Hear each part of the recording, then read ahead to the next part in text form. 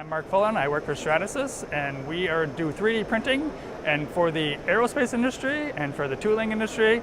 And basically, one thing that we've done recently that's really going to take off, essentially, is getting not just printing the parts, but getting them so they actually can fly onto an airplane. So actually meet all the qualifications that are required for that you would need for the FAA.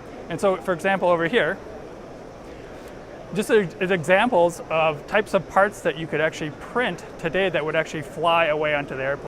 No molding, no tooling, you can just print it and it's ready to go.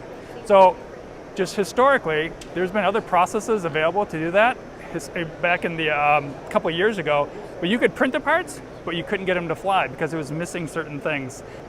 The parts that we printed are just for example, it's like, so the interior section of the plane, for example, you just see, basically a lot of airlines want to customize how the plane is going to be looking. Typical things is the windowing, the ducting that's above, a lot of the seat sections, and also a lot of custom lighting that you could actually make the unique experience. Like you'll go on a plane today, you'll see the reds and the blues. Well, the typical material that are used for, at least for the aircraft interiors, is Ultim 9085, and it's a filament-based material like that.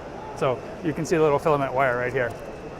But that's how we make our traceability of materials. They have the consistency, so you can actually have a qualified FAA